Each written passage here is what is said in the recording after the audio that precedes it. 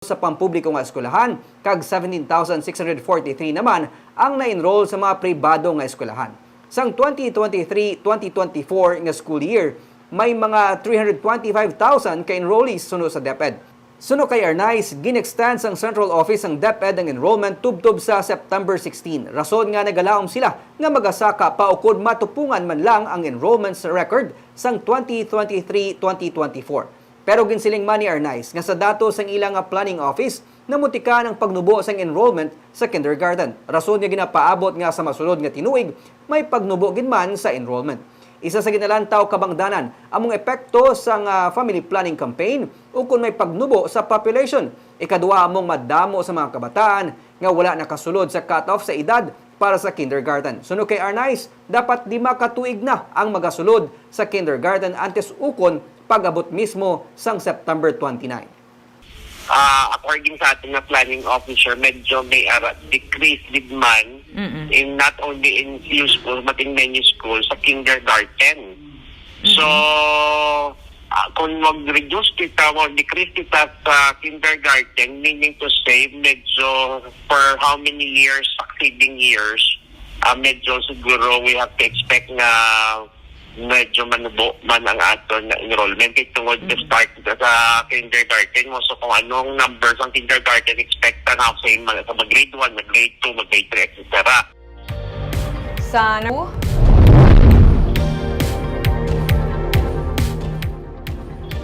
pagdugang sang fire extinguishers sa mga mall, kag iban pa nga mga business applicants ang gilusod sa BFP sa syudad sa Bacolod para maisyuhan sa business permit. Sa pagsinapol ni Mayor Albi Benitez upod kay Bacolod BFP City Fire Marshal Fire Superintendent Jenny May Masip, nagasutan ang pagpatuman sang alternative compliance para sa masobra 5,000 ka mga commercial establishment na nakip diri mga malls na hasta karon wala sang business permit tugas ang kakulang sang Fire Safety Inspection Certificate o kon FSIC.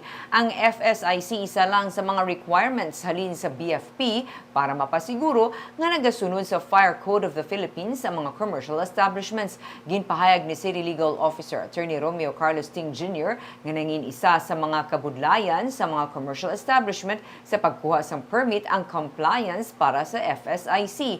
Gani isa sa mga nakasugtan nga tikang amo ang pag-require sa management sa mga malls ang dugang nga fire extinguishers. Ginapaabot sa syudad nga masuguran sa mga commercial establishment ang pag-comply sa nakasugtan nga alternative measures agud masuguran na sang permits and licensing division ang pag-issue sa ila sang permits.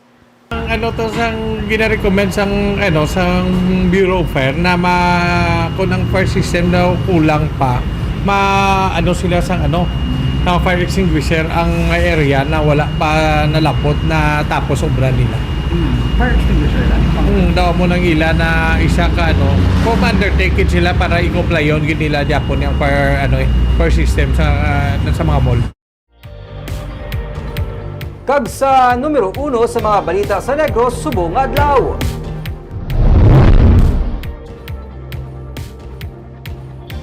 Construction sang bag-o nga Bacolod City Hall nga mangin iconic attraction sa syudad ang ginsugura na.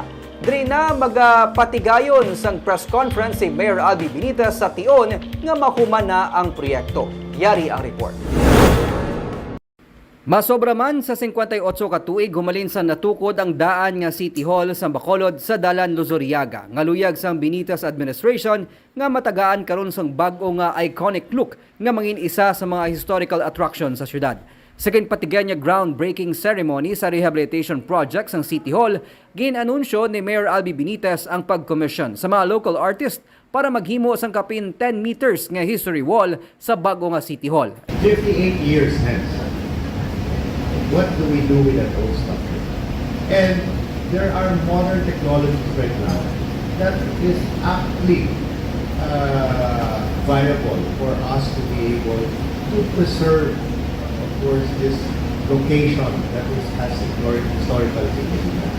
And so we decided together with our engineers, Department of Engineering, to come up with a concept that will embrace Bacolod's history and as well use modern technology and create a modern facility that will be the proud of Bacolod.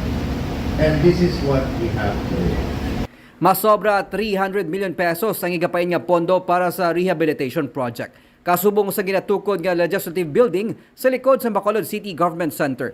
May disenyo nga pillar sa atubang sang City Hall project nga nagatiglawa sa mga local officials. Kabahin ini sang pagpanghanda para sa ginalauman nga pagtunga sa syudad sa duwa ka mga distrito. Ginapaabot ini nga mahuman sa sulod sang 18 months ukon sa madasona nga tuig. Suno sa alkalde, dre na siya maga-press con kun mahuman na. Modern, straight line, simple, ang ginapangita ng design that will span across ang mga uso, mga trends, mga kung ano. So something that can be appreciated miskin 50 years from now, miskin 80 years from now. So sa next term mo na kada mga press mo? Pwede man? Mayor, ma-remain man yung gyapon ng imo office dire. Mayara ka man gyapon yung Yes, opisina ngayon. because to symbolize that still the seat of government is in this location.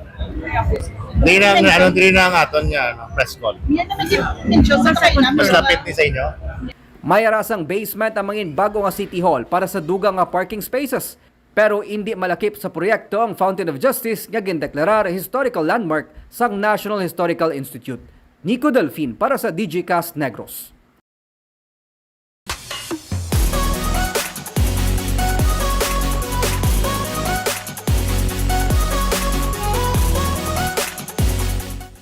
Sa Good Vibes, Carlos bala ang ngalan mo o kung may yara sang Carlos sa ngalan mo. This week is your lucky week.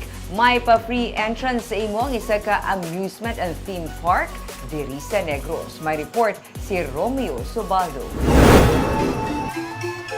May carousel, crazy trail twister coaster, disco, family swinger, magic bike, trackless train, bumper cars, kag madamo pa.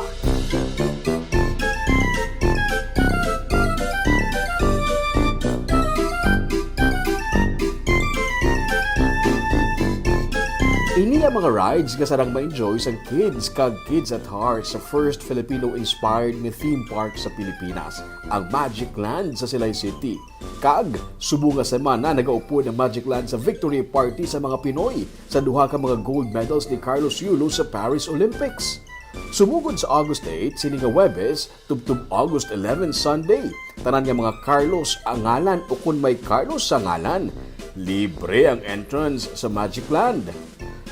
Magdala lang sa valid nga ID nga makamamatuod nga Carlos ang imong ngalan. Kag, pwede na ma-avail ang free nga entrance. Tandaan, rides not included kag bukas ang park from 1:30 p.m. to 8:30 p.m. Barb, kay duwaman ka gold agin na pauli no, ni Carlos Yulo. Ayan siguro, duwaman to sila kabalik-balik. Imo na i-rule, Nick. Pero anyway, sa may mga ngalan nga Carlos o kung may sumpon nga Carlos sa iyang ngalan. So, may pa-free entrance.